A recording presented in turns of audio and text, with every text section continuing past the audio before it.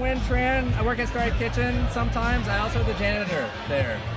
So Starry Kitchen, heard great things about it. Tell us what you're serving everyone today. Today we're having a shrimp chip grilled beef bite, which is a shrimp chip topped with grilled beef, wrapped in Korean sesame leaf with pickled veggies on top. It's a one bite extravaganza and make love to your mouth with. Just an explosion of taste in your mouth. Nice. We love it. With the big mouth though, yeah. Now, what's Starry Kitchen all about? Like, what type of food are we serving here? We serve pan-Asian comfort food, and if you know anything about us, we started an illegal and underground restaurant in the back of our apartment. That's how we started it. And we just have fun, we don't give a shit, we just have fun with Asian food. Where do you either want to see food go this year, or where do you see it going this year? Well, where I want to see it go?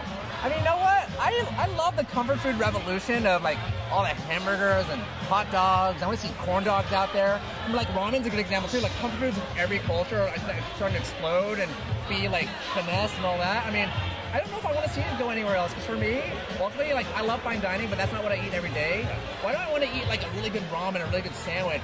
When you find it in your mouth and then that revelation of you liking it, that's really the key. And for me, also meeting people and connecting with them.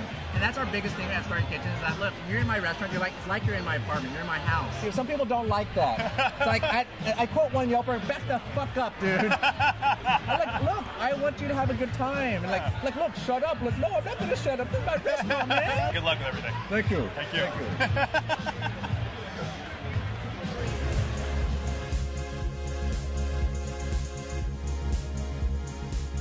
I'm here with Jason Travey from Little Cork. Thanks for joining us today, man. My pleasure. Appreciate it. Now, you opened up in December, right? Here in LA. No, we actually opened up in January. January? Oh, okay, it's a little bit later. Really new. So you're bringing a little bit of East Coast seafood flavor to the West Absolutely. Coast, right? Now, what kind of flavors are you saying you're bringing over from the East Coast? So mainly it's the seafood from New England. We get almost all of our seafood from Massachusetts and Maine. A little bit of it from the East Coast of Canada. That was what was really important to me. So we try to get as much as humanly possible from there. I'm from Massachusetts. I grew up eating all that stuff. And when I moved here, one of the biggest problems for me was I'm not a big fan of the seafood we have in LA. Yeah. Except for, you know, there's Santa Barbara prawns, there's uni, and there's abalone. Those things are amazing. But as far as the fish and the shellfish, I just love the stuff from New England. So to have a restaurant that we could really do that and bring it to LA meant a lot to me. Where do you want to either see trends going, or where do you see trends going food-wise out here? Well, the trend you see the most is just stripped down, bare bones restaurants where the money's not spent on the decor, the money's spent behind the kitchen, because that means the food's going to be really good. That the focus is where it should be, and that's on the food. What are you serving us today? Today we have brisket sliders. Okay. We smoke our own brisket with applewood for 12 hours. Then we steam it for 4 hours. House-made buns, pickled mustard seeds, and then when we run out of this, we're gonna have whoopie pies that we make. Now, whoopie pies are a traditional New England dessert. Chocolate cake with marshmallow fluff in the middle. We make all of that at the restaurant. I can't wait to run out so I can start eating those. Me either, dude.